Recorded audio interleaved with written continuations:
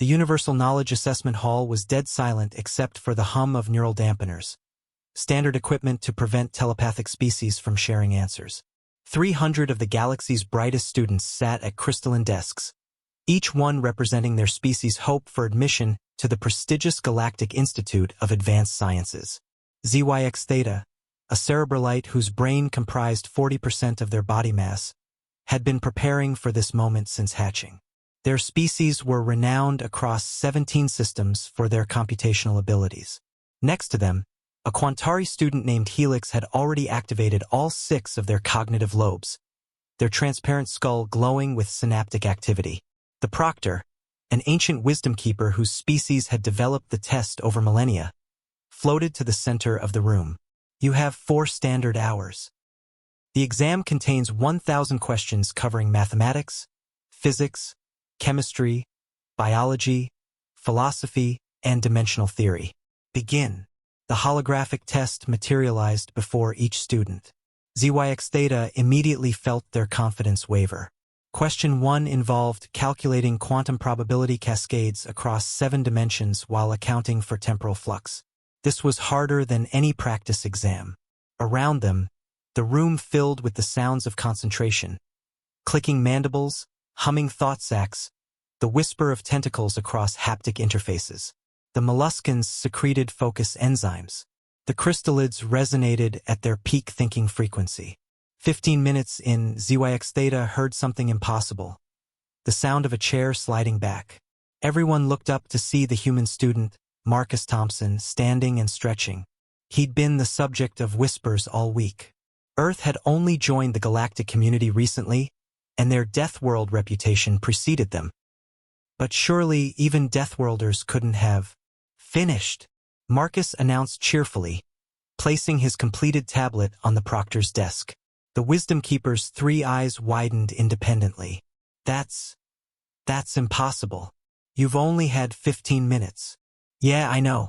Speed reading training really helps. I did double-check everything though. Speed reading, Helix ventured, their cognitive lobes flickering in confusion. But these questions require deep analysis. Question 73 alone needs 47 separate calculations. Marcus shrugged. Not if you use the Henderson shortcut. Converts the whole thing into a simple base 8 pattern. My high school math teacher showed us that trick for our SATs. Your secondary education covered transdimensional mathematics? The Wisdom Keeper's voice rose 3 octaves. Well, yeah. I mean, Mr. Peterson was really into that stuff. Said it would come in handy if we ever got off-world. Question 300 was tricky, though. That whole section on theoretical xenobiology. But I just applied basic Earth evolution principles and worked backwards. A Threnodai student who'd been working on question 12 for 10 minutes spoke up. How did you even read them all? My visual processing organs can only parse 10 symbols per second at maximum efficiency. Oh, humans can read about 700 words per minute normally, but I learned speed reading from YouTube. I can hit about 2,000 words per minute with full comprehension. The math sections don't even need reading. Really? You can just pattern match most of them. Pattern match. ZYX Theta's large brain literally pulsed with indignation. These are carefully crafted problems requiring original thought. Sure, but question 500 through 600 are basically the same problem with different variables. Once you solve one, you just plug and chug the rest. And the philosophy section, Marcus laughed. Those are just variations on trolley problems and ship of Theseus paradoxes. We debate that stuff for fun on internet forums. The Wisdom Keeper frantically scanned through Marcus's tablet, their ancient face cycling through expressions of disbelief. These answers are, how did you solve the unified field problem? Our best scholars debate this. Oh, that one. Yeah, I recognized it from a sci-fi show I watched.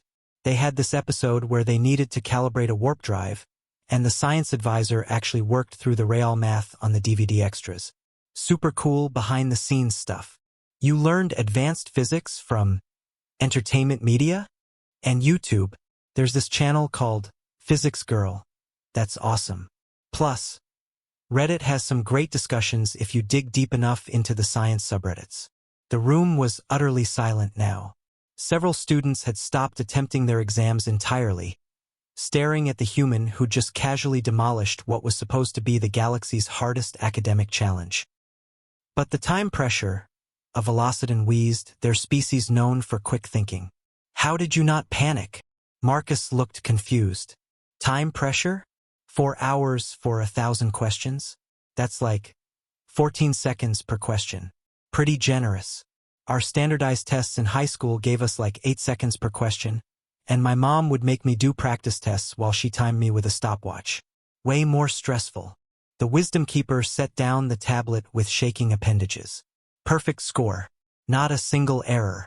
This has never happened in the 3,000 cycle history of this examination. Cool. So, do I get in? Also, when's lunch? The testing made me hungry, and I heard the cafeteria here has those awesome null-gravity nuggets.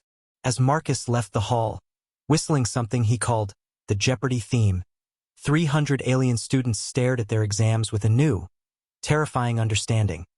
The Deathworlders didn't just survive impossible physical conditions. They thought the impossible was normal.